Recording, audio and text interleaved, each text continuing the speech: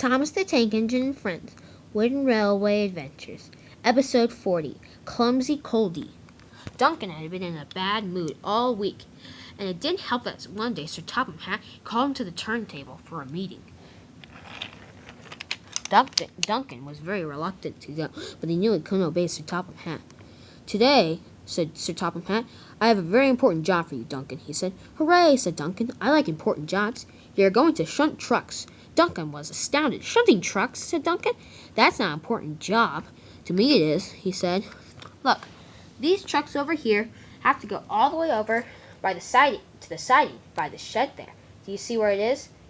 "Yes," said Duncan. "But, sir," he said, "can't I do something a little more civilized?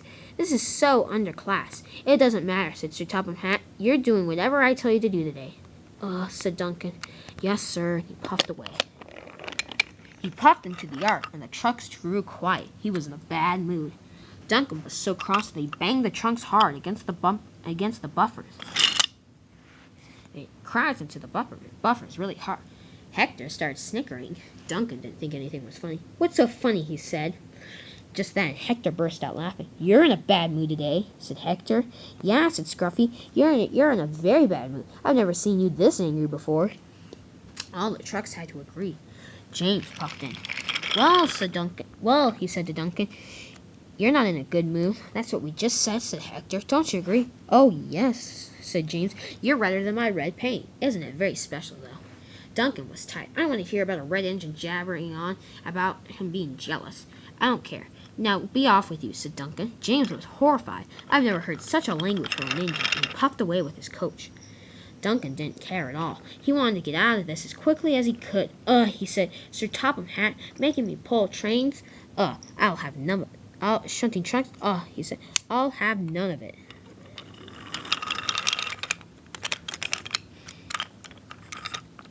And he continued along his way.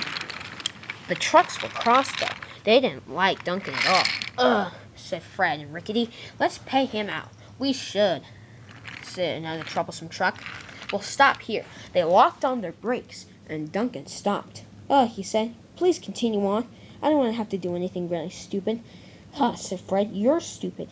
"You're the stupidest thing here," said Rickety. "That's it," said Duncan. "I'm tired of Sir Topham Hatt giving me lame jobs." And he was so cross that he bumped the trucks into the quarry mine tunnel. "Oh," said the trucks. "We're help. We're stuck." Duncan knew he had done something bad. "Oh, I'll come help," he said. "This isn't going to be good." Meanwhile, Culdee, the mountain engine, came through a tunnel on the island of Sodor. On the other side, he saw Rusty. "Hi, Rusty," he said. What are you doing?" "I'm just sitting here," he said. "I have a question to ask you," asked Culdee. "What is it?" asked Rusty. "What is it?" asked Rusty. "I think you should pull coaches for a while. Sir Topham Hatt needs to change things around." "Well, why, thank you," said Rusty. "But that's not a question. That's a comment." "Well, I thought it would be," said Culdee. "I'm just asking of your opinion. Goodbye." He came up over the bridge, and all of a sudden he saw something. Rickety was sticking out the quarry mine tunnel. Culdee knew that this was not going to be good. "Oh no," he said. "Watch out!" And he smashed into the trucks.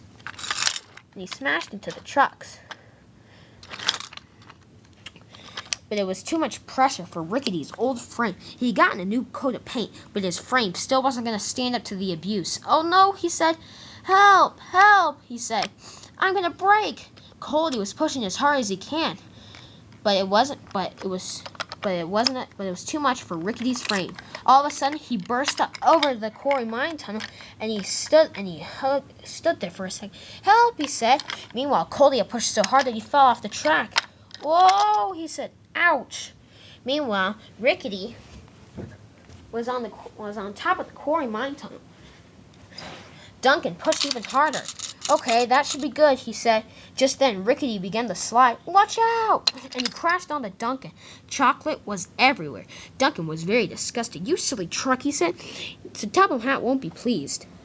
Workmen came to fix up the mess, and soon the trucks were out of the tunnel. "Thank goodness," they said. "That was like torture in there." Duncan didn't care at all. He said.